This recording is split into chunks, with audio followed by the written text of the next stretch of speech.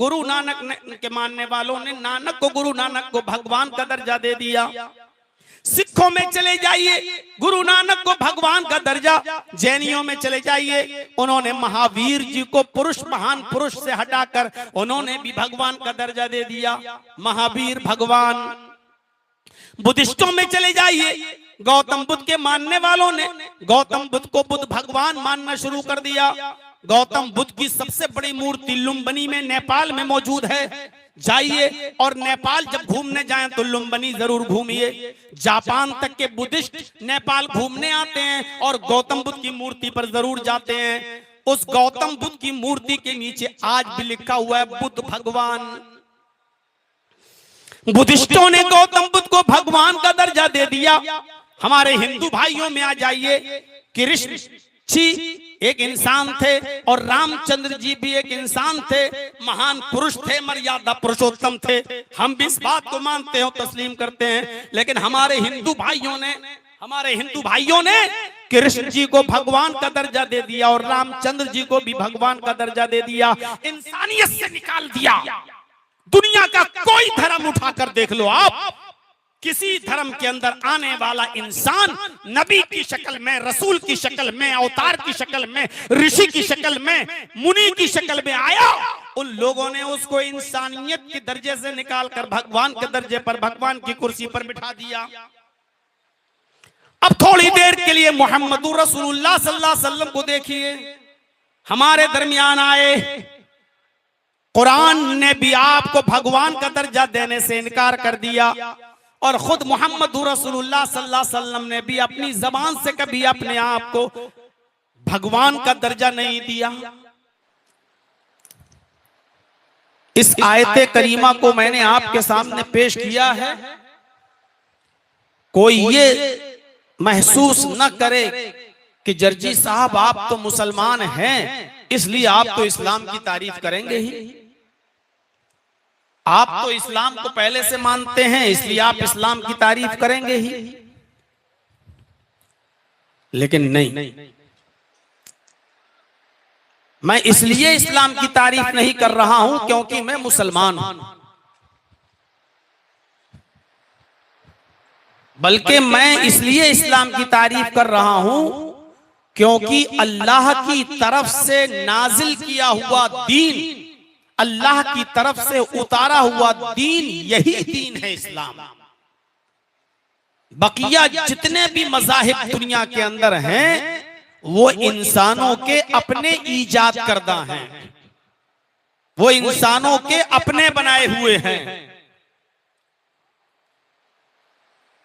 अल्लाह की तरफ से उतारा हुआ दीन सिर्फ एक ही है और वो है इस्लाम। अल्लाह रब्बुल आलमीन ने ये जो हवा चलाई है, ये जो हम और आप महसूस करते हैं और जिस हवा में हम और आप जीवित रहते हैं, ये सबके लिए है। कोई ये नहीं कह सकता कि इस पर सिर्फ मेरी हुकूमत है। न कोई हिंदू ये कह सकता है कि ये हवा सिर्फ हमारे लिए है, न कोई मुसलमान ये कह सकता है कि ये हवा सिर्फ हमारे लिए है, न कोई यहूदी, न कोई ईसाई, कोई अपना दावा नहीं कर सकता। क्यों? क्योंकि ये कुदरती चीज है और सबके लिए। सूरज की रोशनी जो मिलती है उस पर किसी एक का इख्तियार नहीं है, वो सबके लिए है। आसमान से जो बारिश होती है उसका पानी गैर मुस्लिमों के खेतों में भी जाता है, मुसलमानों के खेतों में भी आता है। उस पर किसी एक का अधिकार नहीं है, वो सबके लिए है। इसी तरीके से अल्लाह तबारक व तआला की तरफ से नाजिल किया हुआ दीन सबके लिए है, वो किसी एक की उस पर इजारादारी नहीं है, एक की मिल्कियत नहीं है। जैसे हवा पर, सूरज की रोशनी पर, बारिश पर किसी एक का इख्तियार नहीं है, सब के लिए है। इसी तरह इस्लाम भी अल्लाह रब्बुल आलमीन ने जो उतारा है वो सबके लिए है। मैं इस्लाम की तारीफ इसलिए कर रहा हूं क्योंकि यही वो दीन है जो सबके लिए है। और आदम अलैहिस्सलातु वस्सलाम से लेकर आखिरी नबी मुहम्मदुर रसूलुल्लाह सल्लल्लाहु अलैहि वसल्लम तक जितने भी पैगंबर, जितने भी नबी इस दुनिया में आए, सारे नबियों का दीन यही था, इस्लाम। इसलिए मैं ये भी नहीं कहूंगा कि ये दीन मुहम्मदुर रसूलुल्लाह का है। मैं ये भी नहीं कहूंगा कि इस्लाम मुहम्मदुर रसूलुल्लाह लेकर आए। और शायद इसीलिए आज गैर मुस्लिम हमसे भाग रहे हैं, हमसे दूर हैं, क्योंकि वो ये समझते हैं कि ये दीन मुहम्मदुर रसूलुल्लाह का दीन है और ये मोहम्मद लेकर आए हैं। हमने अभी उनको बताया नहीं। आदम से लेकर मोहम्मदुर रसूलुल्लाह तक जितने भी पैगंबर इस दुनिया में आए, सबका यही दीन। और अल्लाह ताला ने मोहम्मदुर रसूलुल्लाह सल्लल्लाहु अलैहि वसल्लम को बाकायदा फरमाया, आपसे कहा, शरा लकुम मिनद्दीन मा वस्सा बिही नूह वल्लज़ी औहैना इलैक वमा वस्सैना बिही इब्राहीम व मूसा व ईसा नक़ीमुद्दीन। आए मोहम्मद सल्लल्लाहु अलैहि वसल्लम, हमने आपके लिए उसी दीन को मशरू करार दिया, उसी दीन को हमने आपके लिए नाफिज किया, उसी दीन की स्थापना का, उसी दीन के निफाज का हमने आपको हुक्म दिया। जिस दीन के निफाज का हुक्म हमने नूह को दिया था, जिसकी वही हमने आपकी तरफ कर दी थी, हमने आपको वही दीन देकर भेजा जो दीन हमने आपसे पहले नूह को देकर भेजा था। देख रहे हैं, अल्लाह ने ये नहीं कहा कि आपको हमने इस्लाम देकर भेजा है, ये आपका दीन नहीं। वही दीन, वही धर्म, वही मजहब हमने आपको देकर भेजा है, जो मजहब, जो दीन हमने आपसे पहले नूह को देकर भेजा था, जिसका हुक्म, जिसकी वही हमने आपको कर दी थी, जिसकी खबर हमने आपको दे दी थी। वमा वस्सैना बिही इब्राहीम व मूसा व ईसा नक़ीमुद्दीन। और नूह के बाद इब्राहिम भी इसी दीन को लेकर गए हैं, और मूसा भी इसी दीन को लेकर आए हैं, और ईसा भी इसी दीन को लेकर गए थे। कितना साफ शब्दों में क्लियर कर दिया कि ये इस्लाम मुहम्मदुर रसूलुल्लाह सल्लल्लाहु अलैहि वसल्लम का लाया हुआ नया दीन नहीं है, बल्कि यही दीन नूह का भी है। आज नूह अलैहिस्सलातु वस्सलाम को हमारे हिंदू भाई मनु के नाम से जानते हैं। नूह अलैहिस्सलाम के बाद यही दीन इब्राहिम अलैहिस्सलाम भी लेकर आए। मूसा अलैहिस्सलाम, जिनको तौरात में, ओल्ड टेस्टामेंट में मोसेस कहा गया है, यही दीन वो भी लेकर आए। उनके बाद ईसा अलैहिस्सलातु वस्सलाम, जिनके मानने वाले आज क्रिश्चियन कहलाते हैं, ईसाई, ईसा अलैहिस्सलाम भी इसी दीन को लेकर गए। मैं कह सकता हूं कि यही वो धर्म है, यही वो दीन है जिसको नूह अलैहिस्सलाम लेकर आए, यानी मनु, यानी यही धर्म, यही दीन, यही इस्लाम हिंदू भाइयों का भी है, यही इब्राहिम अलैहिस्सलाम के मानने वालों का भी है, यही दीन, यही इस्लाम यहूदियों का भी है, और यही दीन, यही इस्लाम ईसाइयों का भी है। तो जब सबका दीन एक है और सबका मजहब यही इस्लाम है, तो इसी इस्लाम की मैं तारीफ कर रहा हूं जो सिर्फ मुसलमानों का नहीं, सबका है। वमन यब्तगी गैरल इस्लामी दीनन, जिसने इस्लाम को छोड़कर कोई दूसरा दीन तलाश किया, फलन युक़बला मिन्हु, वो कबूल नहीं किया जाएगा, वो रिजेक्ट कर दिया जाएगा, उसके मुंह पे मार दिया जाएगा। क्यों? इसलिए कि यही दीन नूह लेकर गए, यही दीन इब्राहिम लेकर आए, यही दीन मूसा और ईसा अलैहिस्सलाम भी लेकर आए। इसीलिए दुनिया में जितने भी नबी आए, दुनिया में जितने भी पैगंबर आए, सबका एक ही कलमा भी था, एक ही मूल मंत्र था सबका।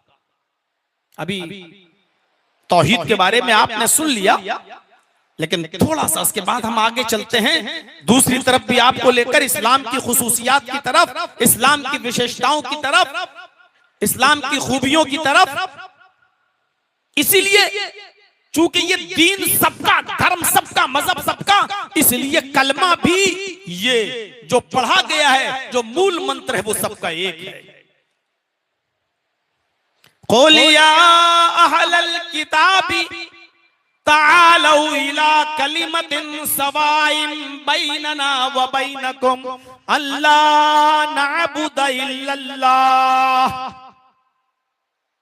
कुरान कितने साफ लफ्जों में ऐलान कर रहा है, आए मोहम्मद सल्लल्लाहु अलैहि वसल्लम, आप अनाउंसमेंट कर दीजिए, आप दुनिया वालों में कह दीजिए, आप यहूदियों से कह दीजिए, ईसाइयों से कह दीजिए, आप उन लोगों में ऐलान कर दीजिए जिनको किताब दी गई है, जो अहले किताब हैं, आप उनसे फरमा दीजिए, आए यहूदियों, आए ईसाइयों, आए वो लोगों जिनको आसमानी किताबें दी गई हैं, तालौ इला कलिमतिन सवाइन बैनना व बैनकुम, आओ एक ऐसे कलमे की तरफ, आओ एक ऐसे मूल मंत्र की तरफ जो हमारे और तुम्हारे दरमियान बराबर है। जो कलमा मेरा भी है वही आपका भी है, जो मंत्र मेरा है वो आपका भी है, जो मूल मंत्र आपका है वो मेरा भी है, जो कलमा आपका है वो मेरा भी है। आओ एक ऐसे कलमे की तरफ जो हमारे और तुम्हारे दरमियान बराबर है। ये कुरान दावत दे रहा है, जब तुम्हारा भी वही कलमा, मेरा भी वही कलमा, तो फिर झगड़ा किस बात का है, इख्तिलाफ किस बात का है। नूह इस दुनिया में आए तो कलमा पढ़ा जाता था, ला इलाहा इल्लल्लाह नूह रसूलुल्लाह।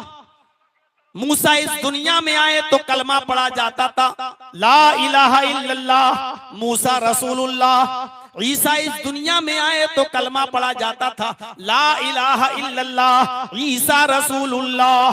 और जब मोहम्मदुर रसूलुल्लाह इस दुनिया में आए तो कलमा पढ़ा जाता है, ला इलाहा इल्लल्लाह मोहम्मदुर रसूलुल्लाह। देख रहे हैं आप, नूह का वही कलमा, मूसा का वही कलमा, ईसा का वही कलमा, मोहम्मदुर रसूलुल्लाह का वही कलमा। इसीलिए कुरान कह रहा है, आओ एक ऐसे कलमे की तरफ, तालौ इला कलिमतिन सवाइन बैनना व बैनकुम, आओ एक ऐसे मूल मंत्र की तरफ, आओ एक ऐसे कलमे की तरफ जो तुम्हारे और हमारे दरमियान बराबर है, वो तुम्हारा भी और हमारा भी है। कलमे का पहला जुज़ कभी नहीं बदला गया। ला इलाहा इल्लल्लाह अपनी असली शक्ल में उस वक्त से है जब से पैगंबरों, नबियों के आने का सिलसिला इस दुनिया में जारी हुआ है। ला इलाहा इल्लल्लाह कभी नहीं बदला गया। नबियों के हिसाब से दूसरा जुमला चेंज होता गया। नूह आए तो नूह रसूलुल्लाह, मूसा आए तो मूसा रसूलुल्लाह, ईसा आए तो ईसा रसूलुल्लाह, मोहम्मद आए तो मोहम्मदुर रसूलुल्लाह, लेकिन ला इलाहा इल्लल्लाह कभी नहीं बदला गया। इसलिए कहा गया एक ऐसे कलमे की तरफ आओ जो हमारे और तुम्हारे दरमियान बराबर है, और वो क्या है, अल्लाह नअबुदा इल्लल्लाह, कि हम अल्लाह के अलावा किसी की इबादत नहीं करेंगे।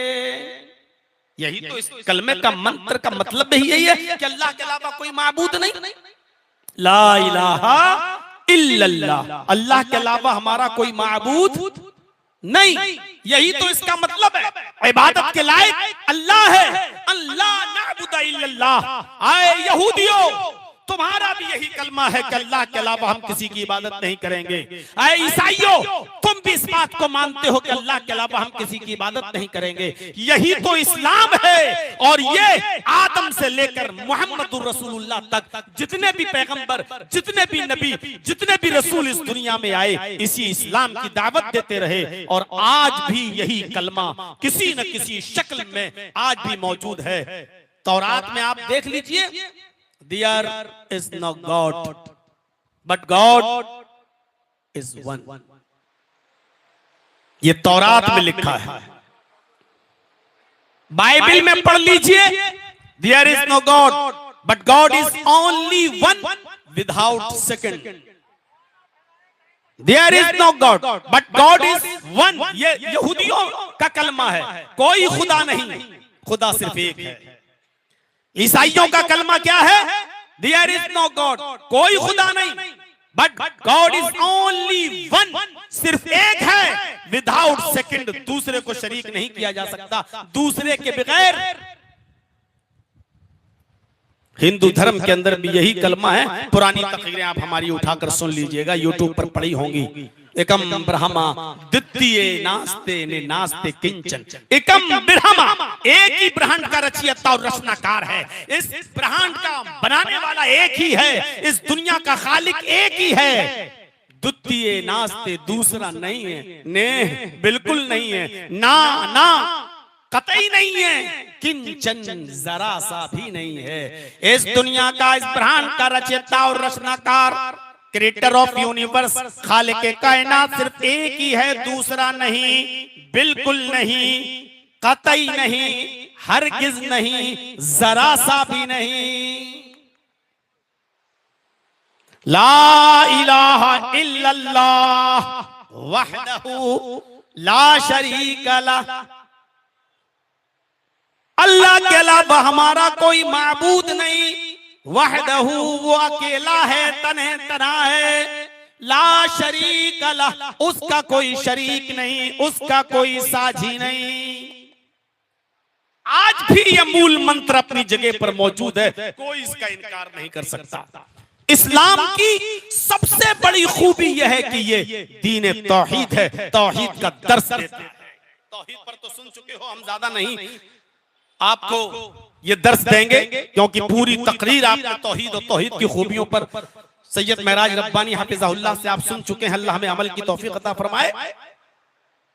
लेकिन बस इतना बताता हूं कि इस्लाम की बहुत सी खूबियां हैं जो दूसरे मजहब के अंदर नहीं पाई जाती हैं, वो इस्लाम के अंदर पाई जाती हैं। उसमें सबसे बड़ी खूबी यह है कि इस्लाम दीन तौहीद है। देखिए, तौहीद हिंदू धर्म में भी है, तौहीद ईसाइयों में भी है, तौहीद यहूदियों में भी है, और तौहीद इस्लाम में भी है।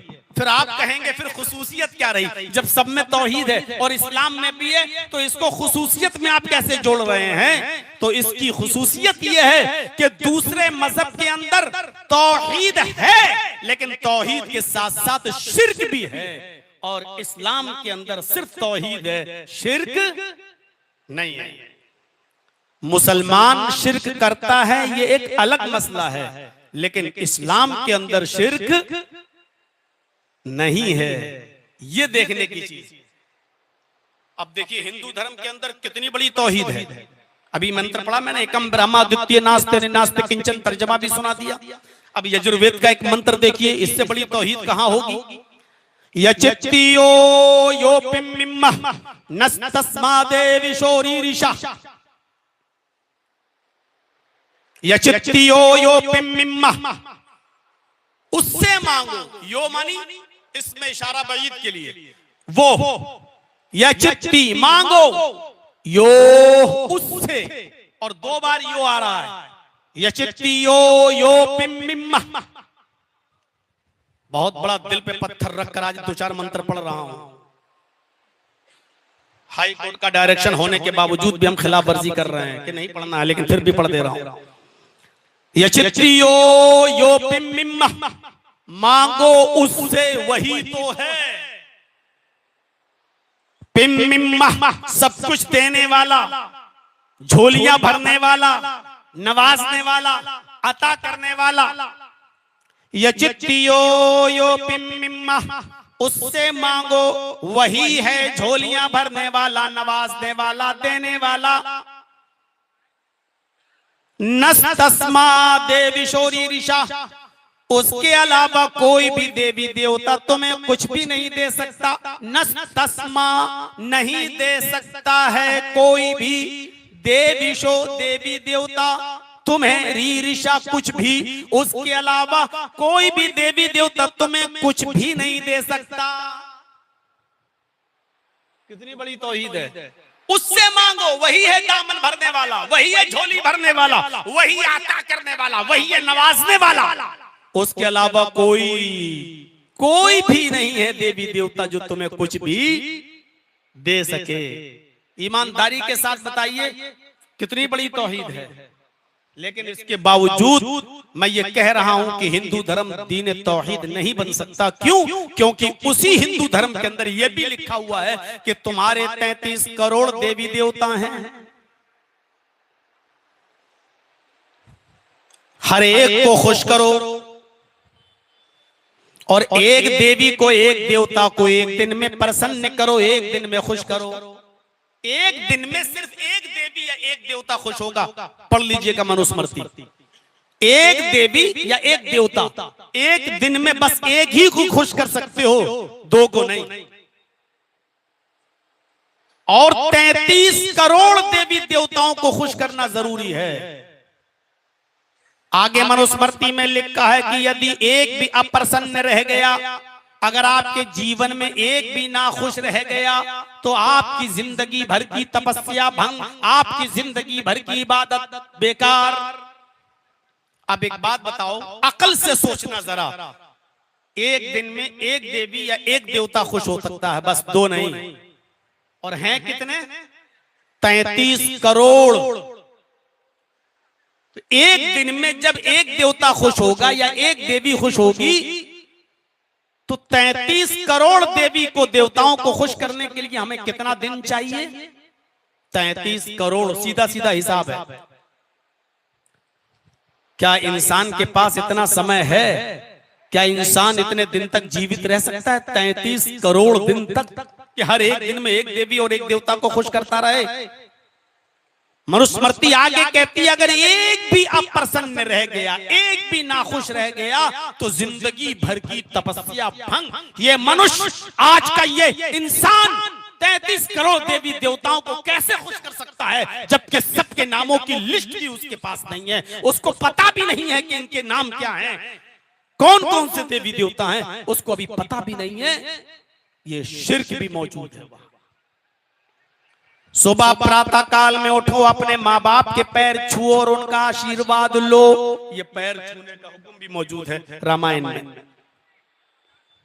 तो इसलिए जिस धर्म के अंदर दोनों बातें हों, एक तरफ ये कहा जा रहा हो कि उसी को पुकारो, उसी से मांगो, उसके अलावा कोई तुम्हें कुछ नहीं दे सकता, और दूसरी तरफ ये भी कहा जा रहा है कि तुम्हारे 33 करोड़ देवी देवता हैं, ये धर्म दीन तौहीद नहीं बन सकता है, क्योंकि इसके अंदर दोनों चीजें मौजूद हैं।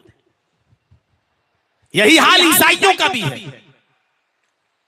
लिखा है there is no god but god is only one. एक ही खुदा है, दूसरा नहीं।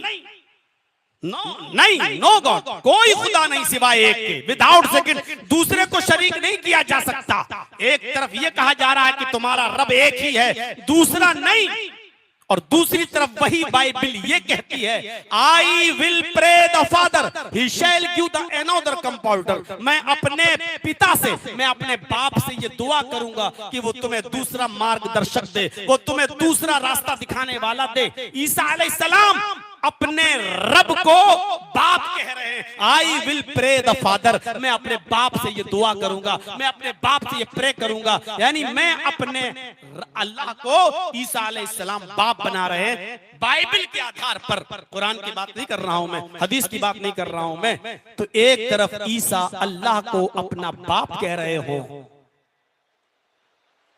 और ये कह रहे हो कि मैं अपने बाप से दुआ करूंगा कि वो तुम्हें दूसरा मार्गदर्शक दे, रास्ता दिखाने वाला दे। I will not talk much with you. अब मैं तुमसे ज्यादा गुफ्तगू नहीं करूंगा, मैं इस दुनिया से जाने वाला हूं। जब तक मैं जाऊंगा नहीं, इस दुनिया का शहजादा आएगा नहीं। मैं जाऊंगा तब इस दुनिया का शहजादा आएगा। The prince of this world comes, his name will be Ahmad. इस दुनिया का शहजादा तशरीफ लाने वाला है जिसका नाम अहमद होगा। ईसा अलैहिस्सलाम ने अहमद नाम लिया बाइबल में, जो आज भी लिखा हुआ है। इसी लफ्ज अहमद को कुरान ने रिकॉर्ड करके वैसे ही बयान कर दिया कि ईसा अलैहिस्सलाम दुनिया में लोगों से ये कहते थे मुबश्शिरम बिरसूलिन याती मिन बाद इस्मुहु अहमद, लोगों मैं तुम्हें खुशखबरी देता हूँ, गुड न्यूज देता हूँ, शुभ समाचार सुनाता हूँ एक ऐसे नबी का जो मेरे बाद आएगा, इस्मुहु अहमद, उसका नाम अहमद होगा। लेकिन ईसा को अल्लाह को अपना बाप भी कह रहे हैं, इसलिए ईसाइयत भी दीन तौहीद नहीं हो सकती है। इस्लाम दीन तौहीद है। मुसलमान शिर्क करता है वो एक अलग मसला है, लेकिन कुरान में शिर्क नहीं मिलेगा, हदीस में शिर्क नहीं मिलेगा। आप ताज्जुब करेंगे, देख लीजिए जो हिंदू धर्म में कहा गया उसी को पुकारो, उसके अलावा किसी को नहीं, कोई देवी देवता तुम्हें कुछ नहीं दे सकता, इसी को कुरान ने कहा है वला तदउ मिन दूनिल्लाहि मा ला यनफउक वला यजुर्रुक फइन फअलत फइन्नका इज़म मिनज़ ज़ालिमीन। अल्लाह को छोड़कर तुम किसी ऐसी हस्ती को मत पुकारो जो तुम्हें ना नफा दे सकता है ना नुकसान पहुंचा सकता है। अगर तू ऐसा करेगा तो जालिमों में लिखा जाएगा, अगर तू ऐसा करेगा तो तेरा शुमार जालिमों में होगा। एक जगह कुरान यूं कहता है इन्नल्लज़ीना तदऊन मिन दूनिल्लाहि लन यख़लुक़ू ज़ुबाबन वला इज्तमऊ लहू। अल्लाह को छोड़कर तुम जिनको भी पुकार रहे हो, जिनसे भी बेटा बेटी मांग रहे हो, जिनके भी आस्थानों पे जा रहे हो, ये सारे के सारे मिल जाएं लन यख़लुक़ू ज़ुबाबन, तो एक मक्खी भी पैदा करने की ताकत नहीं रखते। क्लियर कर दिया, मना कर दिया, कुरान में शिर्क नहीं मिलेगा। मोहम्मदुर रसूलुल्लाह ने भी अपनी तालीमात से ये साबित कर दिया कि शिर्क मुझे भी पसंद नहीं है। लोग मक्के से मदीने की तरफ आ रहे हैं, औरतें घरों की छतों पर खड़ी हुई हैं, मंजर देख रही हैं। आज अल्लाह के नबी मक्के से मदीना तशरीफ ला रहे हैं। आज देखते हैं मोहम्मदुर रसूलुल्लाह की सवारी किसके घर पर रुकेगी। छोटी छोटी बच्चियां दफ बजा रही हैं, ढोल पे हाथ पीट रही हैं, दफ बजा रही हैं, और छोटी छोटी बच्चियां गीत गा रही हैं, और मदीने की औरतें अपने घरों की छतों पे चढ़ के देख रही हैं कि आज मोहम्मदुर रसूलुल्लाह की सवारी किसके घर पर रुकेगी। देखें आज ऊँटनी किसके घर पर रुकेगी। वो छोटी छोटी बच्चियां गीत गाते हुए कहती हैं तलाल बद्रु अलैना मिन सनयातिल बदाई वजब शुक्र अलैना मा दा लिल्लाहि दाई। आज अल्लाह का शुक्र अदा जितना भी करूं कम है। 14वीं रात का चांद आज मक्के से चमकता हुआ मदीने में तशरीफ लाया है।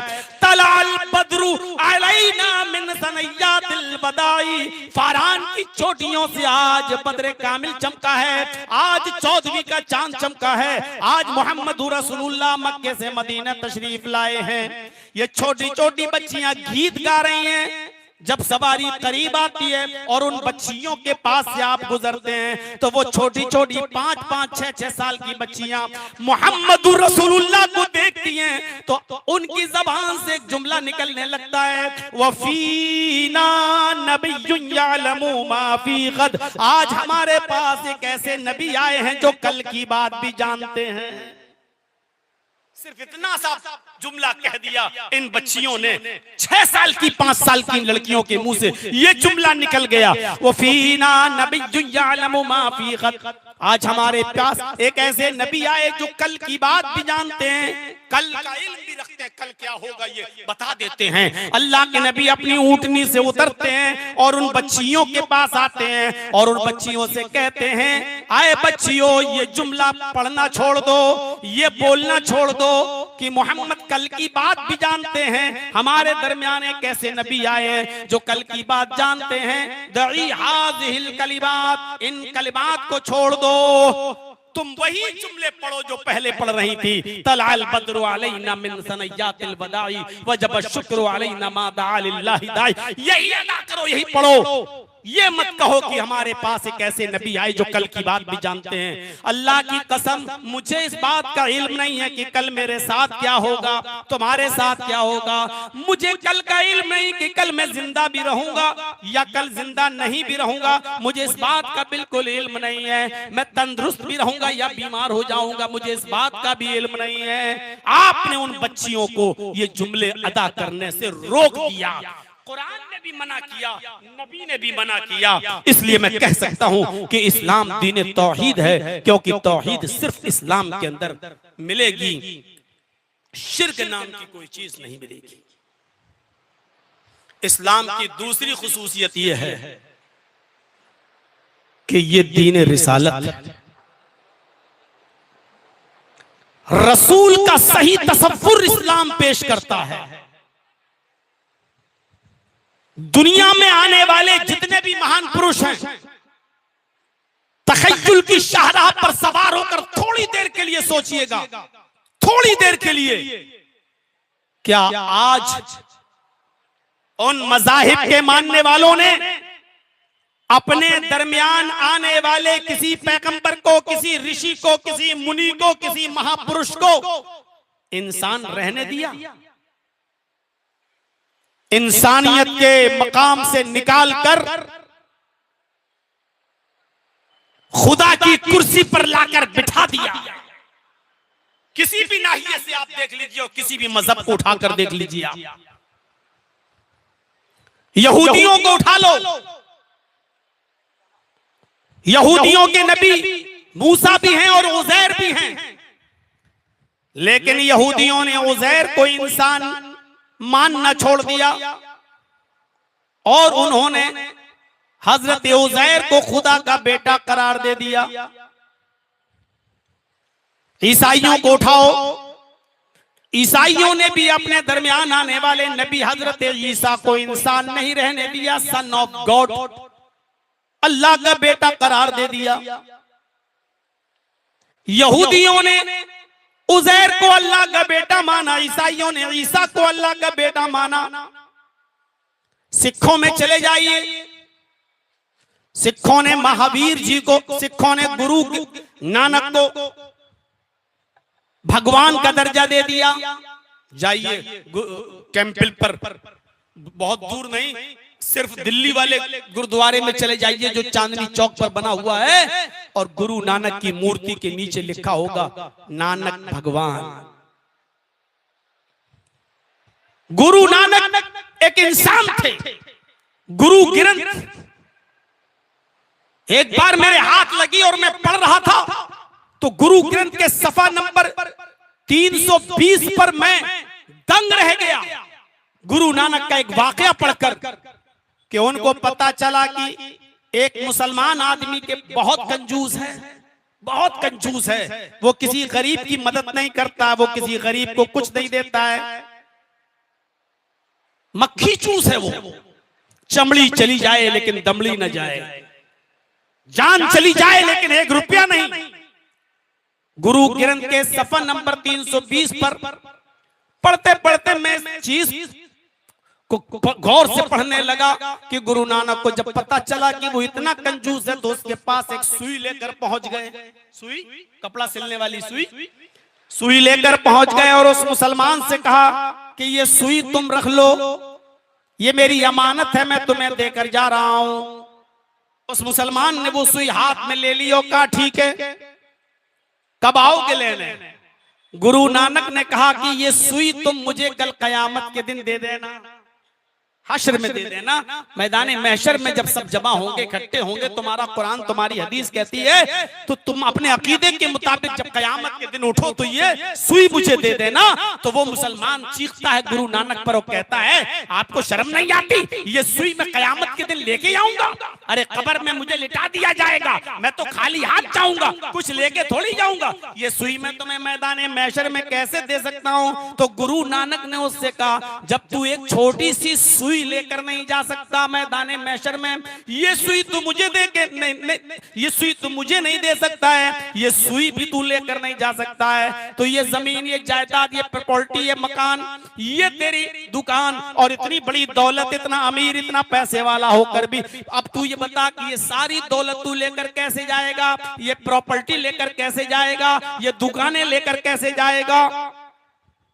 गुरु नानक की ये बात उस मुसलमान को चुभ गई और उसको एहसास हुआ, और गुरु नानक की बात मानकर उसने सदका और खैरात करना शुरू कर दिया। हम तो शुरू से कहते हैं, एक बात हमारी ये हमेशा रही है कि अच्छी बात कहीं से भी मिले उसको ले लेना चाहिए। अगर गुरु नानक ने ये अच्छी बात दी है और ये अगर हमें फायदा पहुंचा रही है तो इस बात को मानने में क्या एतराज है। लेकिन सिखों ने गुरु नानक को आज इंसान नहीं रहने दिया। गुरु नानक के मानने वालों ने नानक को, गुरु नानक को भगवान का दर्जा दे दिया। सिखों में चले जाइए, गुरु नानक को भगवान का दर्जा। जैनियों में चले जाइए, उन्होंने महावीर जी को पुरुष, महान पुरुष से हटाकर उन्होंने भी भगवान का दर्जा दे दिया, महावीर भगवान। बुद्धिस्टों में चले जाइए, गौतम बुद्ध के मानने वालों ने गौतम बुद्ध को बुद्ध भगवान मानना शुरू कर दिया। गौतम बुद्ध की सबसे बड़ी मूर्ति लुम्बिनी में, नेपाल में मौजूद है। जाइए और नेपाल जब घूमने जाएं तो लुम्बिनी जरूर घूमिए। जापान तक के बुद्धिस्ट नेपाल घूमने आते हैं और गौतम बुद्ध की मूर्ति पर जरूर जाते हैं। उस गौतम बुद्ध की मूर्ति के नीचे आज भी लिखा हुआ है बुद्ध भगवान। बुद्धिस्टों ने गौतम बुद्ध को भगवान का दर्जा दे दिया। हमारे हिंदू भाइयों में आ जाइए, कृष्ण जी एक इंसान थे और रामचंद्र जी भी एक इंसान थे, महान पुरुष थे, मर्यादा पुरुषोत्तम थे। हम भी इस बात को मानते हो, तस्लीम करते हैं। लेकिन हमारे हिंदू भाइयों ने कृष्ण जी को भगवान का दर्जा दे दिया और रामचंद्र जी को भी भगवान का दर्जा दे दिया। इंसानियत से निकाल दिया। दुनिया का कोई धर्म उठाकर देख लो आप, किसी धर्म के अंदर आने वाला इंसान नबी की शक्ल में, रसूल की शक्ल में, अवतार की शक्ल में, ऋषि की शक्ल में, मुनि की शक्ल में आया, उन लोगों ने उसको इंसानियत के दर्जे से निकालकर भगवान के दर्जे पर, भगवान की कुर्सी पर बिठा दिया। अब थोड़ी देर के लिए मोहम्मदुर रसूलुल्लाह सल्लल्लाहु अलैहि वसल्लम को देखिए, हमारे दरमियान आए।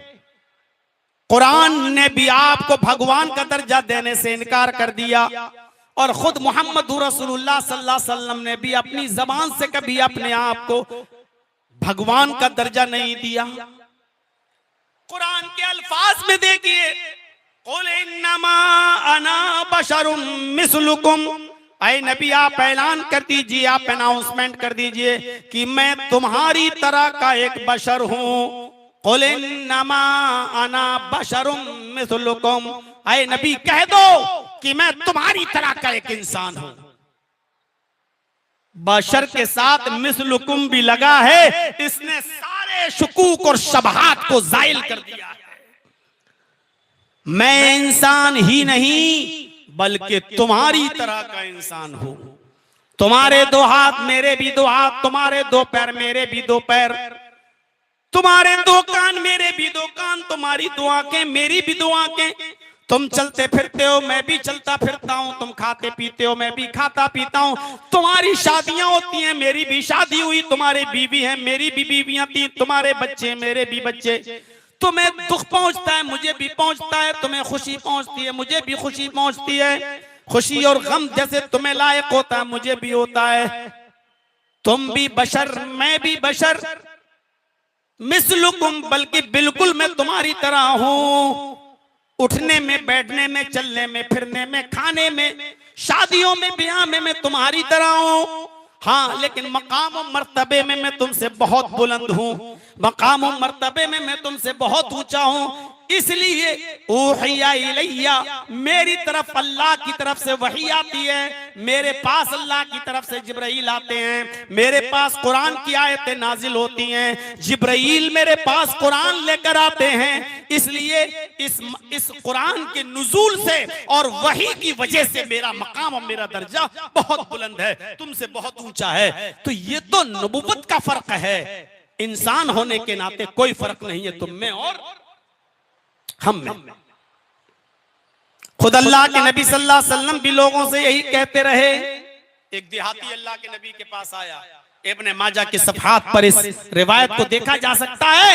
एक देहाती अल्लाह के नबी के पास आया और कुछ कहना चाहता था लेकिन डर रहा है। कुछ कहना चाहता था अल्लाह के नबी, कुछ कहना चाहता था लेकिन रौब दबदबा, कहां नबी पैगंबर और कहां मेरी हैसियत, मैं क्या गुफ्तगू करूं, मैं क्या बात करूं। तो वो कुछ कहता था लेकिन कह नहीं पाता था। अल्लाह के नबी उठते हैं, उसके कांधे पकड़ते हैं, ये दोनों कांधे, मुस्कुराते हैं और उससे कहते हैं ला तखफ, मत डरो, इन्नी लस्तु बिमलिक, मैं बादशाह थोड़ी हूं। है जुमले देखिए अल्लाह के रसूल के, मैं बादशाह थोड़ी हूं, किसी मुल्क का हाकिम नहीं हूं। क्यों डर रहे हो तुम? जो बात कहना चाहते हो कहो। इन्नी लस्तु बिमलिक, मैं बादशाह नहीं हूं। अना बनु इमरातिन ताकुलुल कदीद, मैं भी एक ऐसी औरत का बेटा हूं जो खुश्क गोश्त के टुकड़े खाती थी, जो सूखे हुए गोश्त के टुकड़े खाती थी। मैं भी ऐसी मां का बेटा हूं। जुमलों पर गौर करो। अना बनु इमरातिन ताकुलुल कदीद, मुझे भी ऐसी मां ने जना है जो गोश्त के सूखे टुकड़े खाती थी।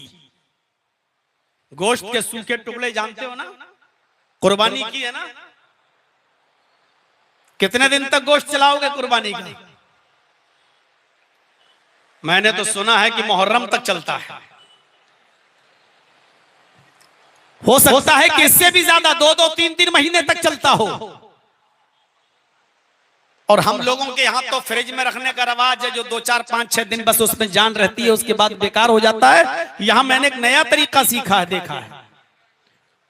उसी गोश्त को आप तेल में तलते रहिए तो वो महीनों चलता है। दूसरे दिन फिर थोड़ा कड़ा टाइट जरूर हो जाता है, लेकिन दूसरे दिन फिर तेल में उसको भून दीजिए, फिर वो सही। तीसरे दिन फिर से रोजाना तेल के अंदर भूनते रहिए और फिर इसको 1 साल तक भी रख सकते हैं आप, वो खराब नहीं होगा। ये मैंने मुझे पता चला है, माफ कीजिएगा, मुझे नहीं मालूम था कि 2-2 महीने और 3-3 महीने भी चल जाता है गोश्त। पहले तो बंगाल में मटिया बुरुज में गया तो पता चला कि लोग 6-6 महीने 8-8 महीने खाते हैं। तो मैं ताज्जुब करता था कैसे खाते हैं। तो वो भी रखने का तरीका है उनके पास। तो अल्लाह के नबी ने फरमाया कि मैं ऐसी मां का बेटा हूं जो गोश्त के सूखे टुकड़े खाती थी। कदीद, अरबी जबान में कदीद उस गोश्त को कहते हैं जैसे ऊंट नहर किया, 4 किलो 5 किलो का एक टुकड़ा काट लिया गया, कोई लेके आया, अब घर में रख दिया, उसको नमक लगाकर साल्ट लगाकर उसको धूप में सुखा लिया जाता था, खुश्क कर लिया जाता था और उसको रख दिया जाता था। अब ये गोश्त महीनों चलता था। जब जरूरत पड़ी थोड़ा सा काट लिया और पका लिया, फिर 15-20 दिन के बाद फिर जरूरत पड़ी, फिर काट लिया और पका लिया। जिस गोश्त को नमक में डालकर धूप में सुखा लिया जाता था, अरब के लोग इस गोश्त को कदीद कहते थे। कदीद जो बिल्कुल सूख जाता था, खुश्क लकड़ी की तरह टाइट हो जाता था, इसको कदीद कहते हैं। अल्लाह के नबी ने फरमाया, आए मेरे साथी, बोलो क्या बोलते हो? मैं किसी मुल्क का बादशाह थोड़ी हूं, मैं भी एक ऐसी मां का बेटा हूं जिसको ताजा गोश्त भी खाने को नहीं मिलता था। वो गोश्त के सूखे टुकड़े खाती थी, वो खुश्क गोश्त खाती थी। मुझे ऐसी मां ने पैदा किया है। मैं भी बहुत गरीब घर में पैदा हुआ हूं जिसको ताजा गोश्त खाना नसीब नहीं होता था, मुझे उस मां ने पैदा किया है। तुम क्यों डरते हो? अपनी बात कहो। तब उस देहाती ने अपनी बात अल्लाह के नबी के सामने रखी है। गौर करो, मैं ऐसी मां का बेटा हूं। आपने अपने आप को एक औरत का बेटा कहा है, इंसान कहा है। तो अल्लाह के रसूल एक ऐसी शख्सियत हैं जिसको सिर्फ इंसान माना जाता है। अब हमारे बहुत से मुसलमान कोशिश कर रहे हैं नबी अकरम को इंसानियत के दर्जे से निकालने की। नहीं, इंसान नहीं थे, अल्लाह ने अपने नूर से पैदा किया। इंसानियत से निकालना चाहते हैं, याद रखिएगा, सिर्फ इस्लाम एक ऐसा मजहब है कि जिस मजहब के अंदर आने वाला नबी पहले भी इंसान था, आज भी इंसान है और कयामत की सुबह तक उसको इंसान ही कहा जाएगा। भगवान का दर्जा नहीं दिया जा सकता है। इबादत होगी सिर्फ अल्लाह की और तरीका माना जाएगा मोहम्मदुर रसूलुल्लाह का। मोहम्मद की इबादत नहीं होगी, मोहम्मदुर रसूलुल्लाह का उसूल माना जाएगा, तरीका माना जाएगा। नमाज पढ़ी तो जाएगी अल्लाह के लिए, लेकिन नमाज पढ़ी जाएगी मोहम्मदुर रसूलुल्लाह के बताए हुए तरीके के मुताबिक। ये फर्क समझने की कोशिश कीजिए आप। हम नबी अकरम को मानते हैं माबूद की हैसियत से नहीं, रसूल की हैसियत से। हम इबादत सिर्फ अल्लाह की करते हैं और मोहम्मदुर रसूलुल्लाह को हम मार्गदर्शक मानते हैं। अल्लाह ने अपनी इबादत करने का तरीका सिखाया है मोहम्मदुर रसूलुल्लाह को और मोहम्मदुर रसूलुल्लाह ने बताया है अपनी पूरी उम्मत को। हमें इबादत तो अल्लाह की करना है और तरीका मोहम्मदुर रसूलुल्लाह का मानना है। तो रिसालत का सही तसव्वुर हमें पेश किया है इस्लाम ने। तो इस्लाम तो दीन तौहीद भी है, इस्लाम दीन रिसालत भी है। रिसालत का सही तसव्वुर इस्लाम ने पेश किया है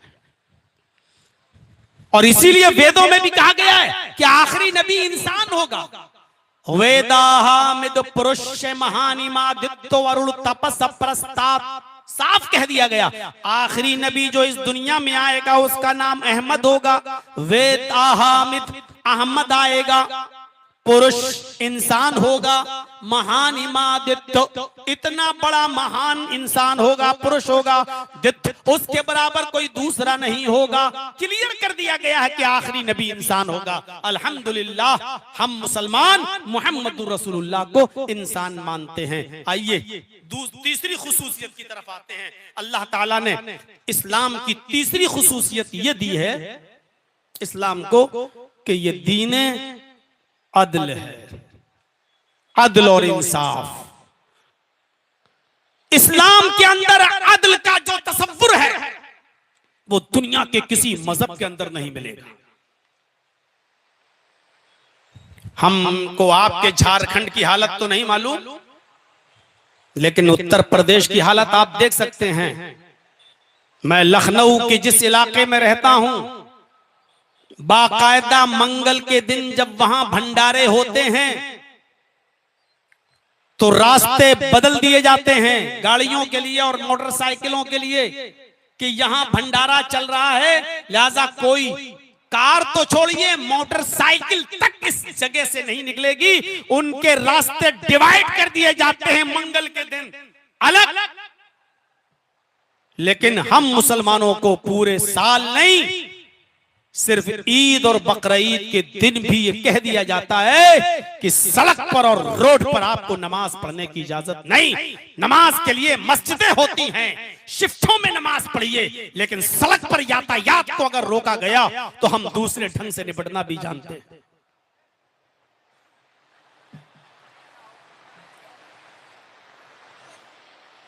ये सब राजनीति में होता है। हो अफसोस इस बात का नहीं है, अफसोस इस बात पर होता है कि एक धर्म का चोला ओढ़कर, धर्म का लिबादा ओढ़कर, धर्म का लिबास पहनकर और धर्म के नाम पर बना हुआ वो आदमी इस बात को कहता है, तब तकलीफ होती है कि आप किस धर्म का प्रचार कर रहे हैं। हमारे धर्म का उसूल सुनिए, हमारे मजहब का उसूल सुनिए। हमारा मजहब अदल और इंसाफ के लिए कितना सख्त कानून बनाता है। कहता है वला यजरिमन्नकुम शनआनु कौमिन अला अल्ला तादिलू। आए मुसलमानों, तुम्हें किसी कौम की दुश्मनी इस बात पर आमादा न कर दे कि तुम उनके साथ इंसाफ न करो। किसी भी मजहब का हो, किसी भी धर्म का मानने वाला हो, अगर वो हक पर है तो उसी के फेवर में बात करना, उसी के बारे में बोलना। इंसाफ का तकाजा ये है कि जो सच्चा हो उसी के बारे में बात करना। अभी एक हिंदू का एक मुसलमान का झगड़ा मेरे पास आ जाए हमें कुरान ये कहता है कि जर्जीस ये मत देखना कि ये मुसलमान है, इसके खिलाफ हम फैसला नहीं करेंगे। ये देखना इन दोनों में सच्चा कौन है, इन दोनों में हक पर कौन है, इन दोनों में दलाइल के एतबार से मजबूत कौन है। फैसला तुम उसके हक में करना जो अदल पा रहा हो, जो उसका मुस्तहिक हो। इस्लाम की तारीखें भरी पड़ी हैं